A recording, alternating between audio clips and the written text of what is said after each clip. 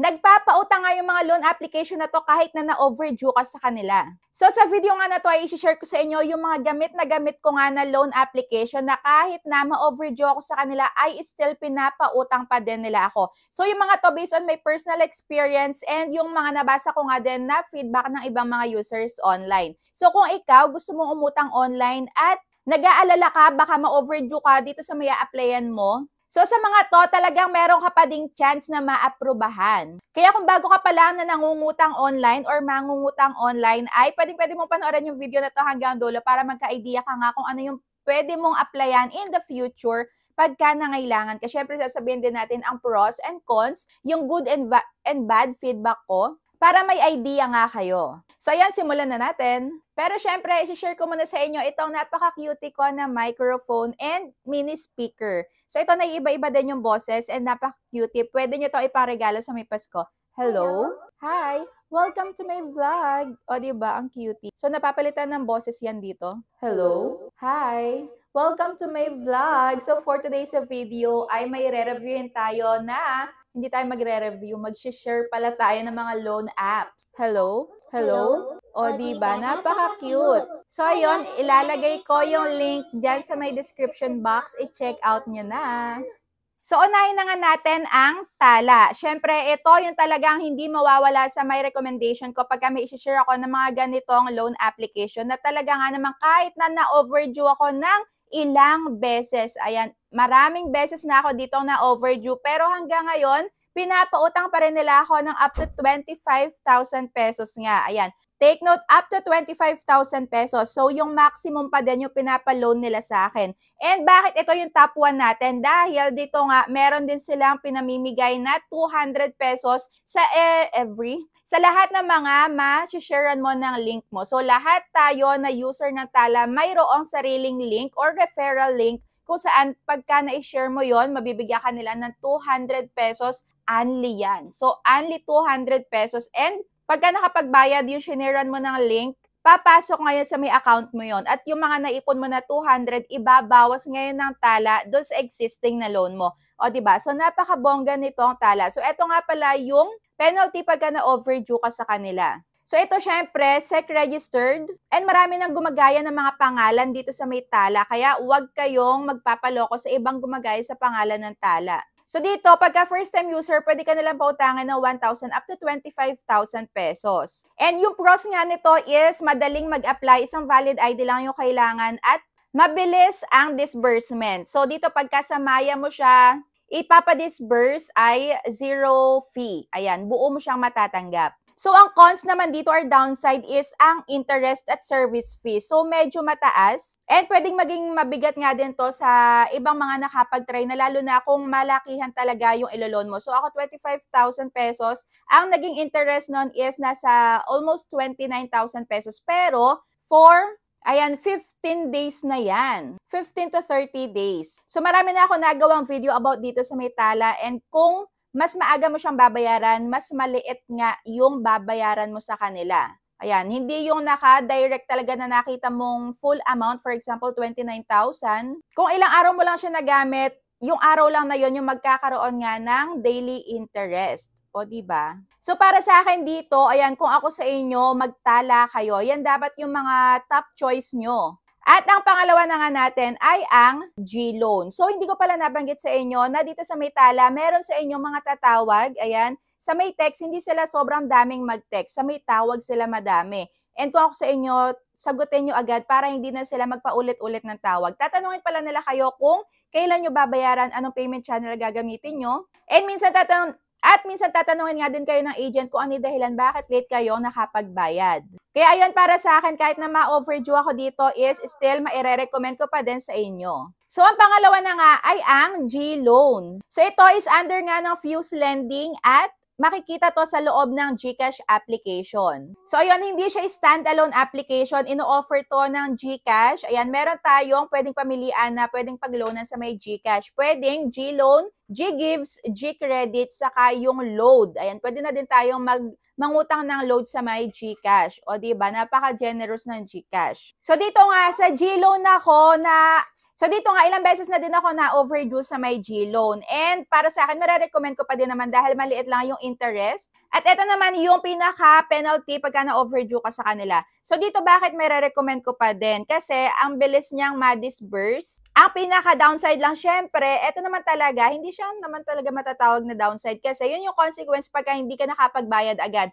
Yung unang pinaka-offer dito sa akin is 7,000 pesos. So, nung na-overdue ako sa kanila is naging 5,000 pesos na lang. Ilang months na yon, ganun pa din yung aking limit. O, diba? So, ayun lang. Matagal nga lang tumaas pagka magbabayad ka na or pagka maglo-loan ka na ulit sa kanila.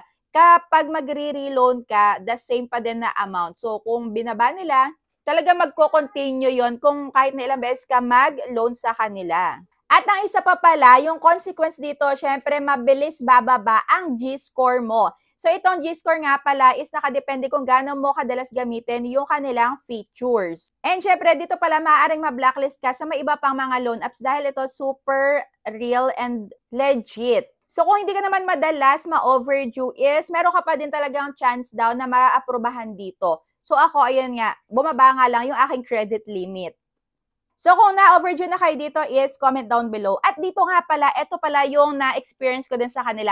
Nag-o-auto-deduct sila. Ayan, kung may laman ka dyan, kahit na 10 piso, kahit 100 pesos, ay mag-o-auto-deduct yan. So, tingnan mo sa may transaction history mo na magiging auto-deduct. Ayan, nakalagay dyan auto-deduct. So, kusa na siyang mababawas. Basta may ilagay ka na laman sa GCash wallet mo. Ayan, kusa na yan. Kahit alin sa mga yan. G-credit, G-gives, ayan, G-loan. So, auto-deduct sila. And, syempre, hindi mawawala yung tatawag sa inyo, kaya sagutin nyo agad-agad. So, yun na ngayon pang top 2 natin. At ang pang top 3 ay ang S-loan. So, dito sa may S-loan, ilang beses napakarami na akong na-overdue dito. Sobrang dami na. Ayan, pero dito nga is, eto yung penalty pag na-overdue ka sa kanila. Maire-recommend ko dahil ang bait naman din ng mga agent. Talagang tatanungin ka nila, ano yung problema, kailan mo babayaran, ano yung date, ano yung payment channel na gagamitin mo pambayad sa kanila. So dito, madalang lang din mag-chat or mag-text, puro tawag din sila dito. So dito pala, yung penalty, ayan, nakadepende kung gaano kalaki yung loan amount mo sa kanila. So minsan, ang mga penalty ko dito is 15 pesos, 100 pesos, 50 pesos, ayan. So, depende sa may laki ng amount mo sa kanila.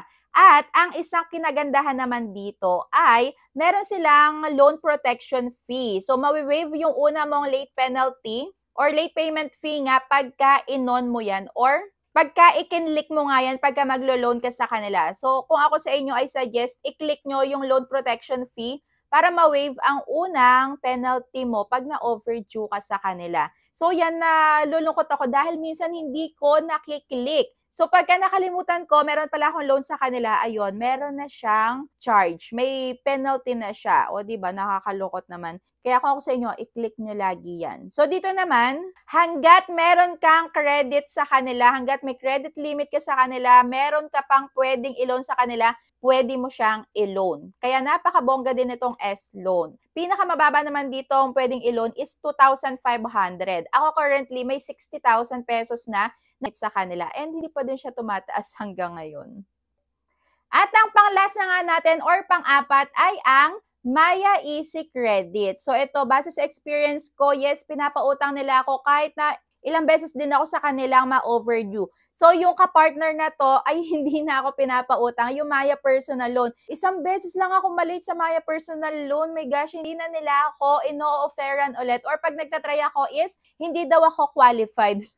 O diba, isang beses ko lang nakalimutan, isang araw lang. Hindi na ako nila pinauutang. So, ayun na nga. Ito yung pang last ko, yung Maya Easy Credit. Dahil dito is okay na okay pa din ako. Pagka na-overdue ka dyan, ayan, maliit lang naman yung interest at ayan, meron din dito mga tatawag. Ayun, mas madaming tumatawag dito sa may Maya Easy Credit. Pero wala silang gaanong text or wala silang ganong mga notification, basta tawag lang. Pero dito, nag-i-email. Ayan, dito sa Maya Easy Credit, nag-i-email. Madalas mag-email to, kaya check nyo sa may spam nyo, baka meron sila dyang email or notification reminder pagka malapit na yung overdue, malapit na yung due date nyo or kung na-overdue na kayo, o 'di ba? So dito is revolving credit. Ngayon, meron na akong 14,500. Ang first na pinautang nila sa akin dito is 7,000 pesos. O 'di ba, ang laki. So ayun, mare-recommend ko pa din naman dahil hangga't meron ka pa din dito ang credit limit, pwede mo siyang unti-untiin at ang liit lang din ng interest. Ayan, pwede mo tong bayaran ng